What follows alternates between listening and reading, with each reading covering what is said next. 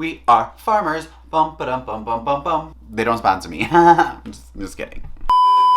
Oh my gosh, I put this apple here as a snack for when I'm done, but I am so tempted to take a bite of it because it's cold and I know it's gonna be crispy and Happy Friday! I hope you've had a great week. My name is Josh Tyler. Welcome to my channel where I share sad life experiences in hopes of helping you not make the same mistake. Today we are talking about relationships, but more specifically, relationships as they pertain to friendships. Why are we gonna talk about dating when we can't even make friends right now? I mean, I don't know if you can't make friends. We're just going in the progression of my life. So I'm just, can't date until you can make a friend. Relationships are building. Can't have intimacy if you can't even share a deep story about something. I don't know. It took me a long time to understand this, but friendships are so important. They are going to help get you through a sticky spot in life. Jeff, thank you. That is you. Could never have done it. It's Courtney, who's my editor, who helps me with all of these things. Jonathan and Potter, who are literally just there all the time and are absolutely lovely people. It's Amanda, who's been with me for forever. Anyway, friendships are so key to just getting through life because they're the support system. They're going to be the people that lift you up. But it took me so long to identify the kind of relationships that I had with people that I considered my friend. Because in my younger years, I was really throwing around the word friend for any and everybody, and not everyone was deserving of that title. Some of the major key factors in identifying those relationships was number one, the environment in which the relationship exists. In the bars, on social media, in an extracurricular event like sports or chess club or knitting or something like that. Where the relationship exists in that environment is key. And I will explain later during story time. Number two, what kind of relationship are you looking for? Knowing what you want going into it is very important. And number three, which is going to translate through all relationships, is the boundaries. What boundaries are you going to set in that relationship? Very key, very, very important. So we're gonna have a little bit of story time because in my younger years, me and friendships did not exist. If you watched last week's episode, I kind of alluded to that. And I just wanted to go into a little bit further this week because it was so important identifying those first three factors to forming the relationships that I have today. So, the backstory on friendships. I came out at 17 and my immediate family pulled away. They caused a lot of emotional abandonment within me at 17.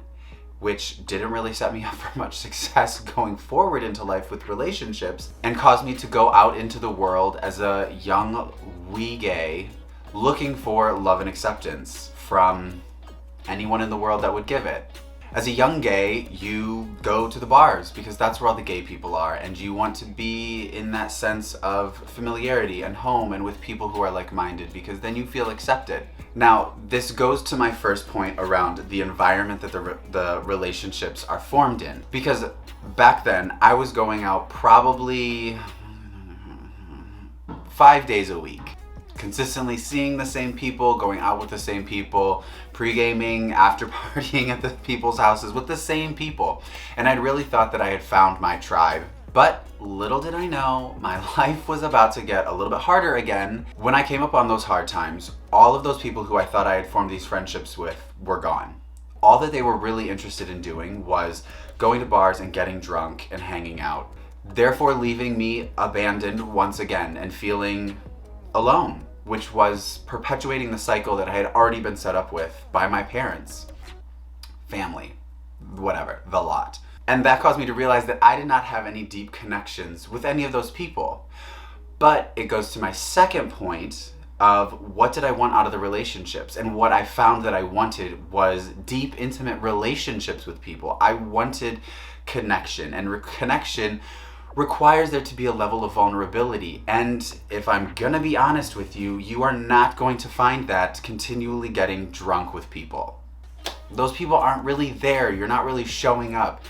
You're there, you're drinking, and then you are all other people that are just hanging out.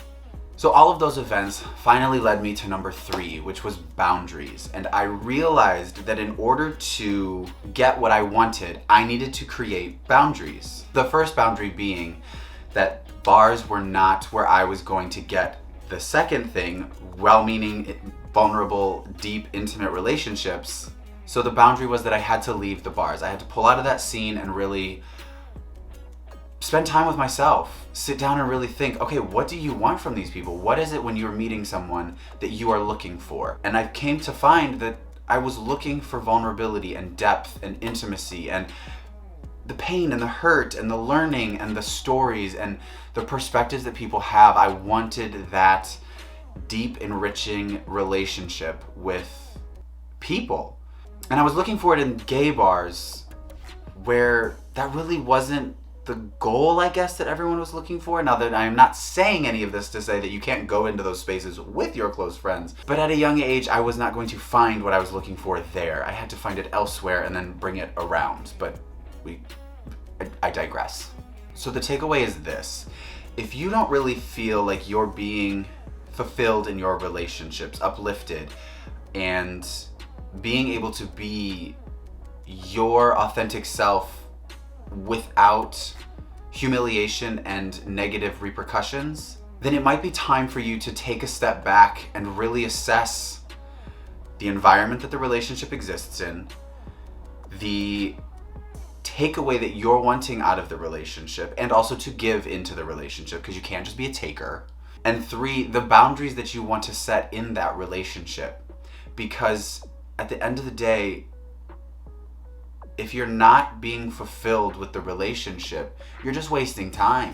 If you're fine with wasting time, then that's great, do that. But for me, I wasn't about wasting time. I didn't want to waste time with people that weren't interested in anything more than just wasting time. I hope that you all have a lovely weekend. Go out into the world, be good and do good, and I will see you next week. Bye. Bye. Bye. Bye. That was like a really good stream of consciousness. I get my apple now.